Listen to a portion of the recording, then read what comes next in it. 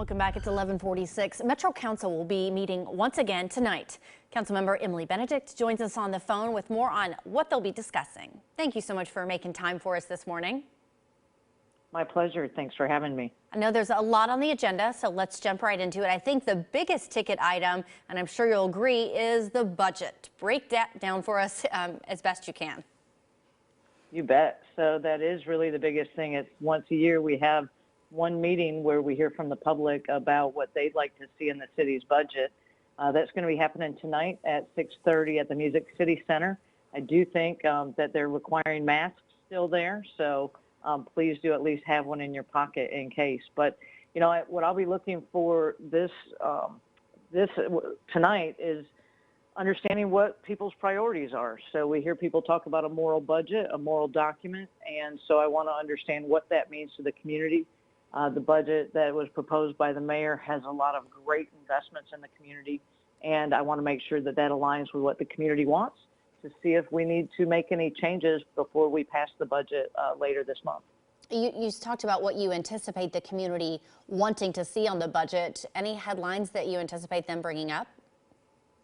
You know, I think one of the great things that is in the mayor's proposal was he's anticipated to fully fund the school board's request. However, the school board's request lacked about $48 million worth of aspirational goals. So I want to understand what the community wants to do about those, in particular social emotional learning. That's being funded at $2.5 million, but the actual aspirational need is $25 million, so 10 times that amount.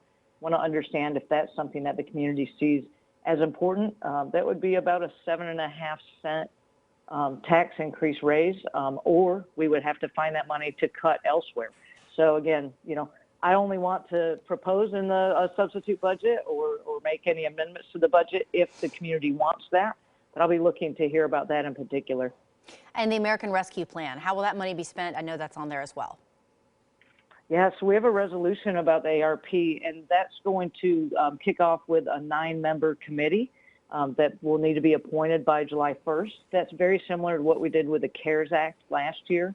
That committee then reviews what the funds can be spent on, and they'll present those spending recommendations to the council in the coming year, and even a year after that. We actually have until 2025 to spend the $260 million that the city is going to get.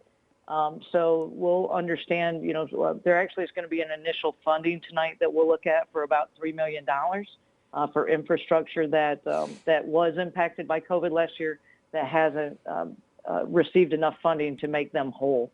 But the rescue plan is a significant amount of money that's coming for us, and I want to make sure that as we spend it, this 9-member committee has reviewed the right priorities again, so that we can make sure those investments and make sure everybody is made whole as best as we can as the result of the terrible pandemic that we've been through. Emily, thank you. My producer has wrapped me already, but the waste facility proposal in Bordeaux, that is being withdrawn, yes? That's, as I understand it, that's correct. Okay, great. Thank you so much for your time. Good luck tonight. Thank you.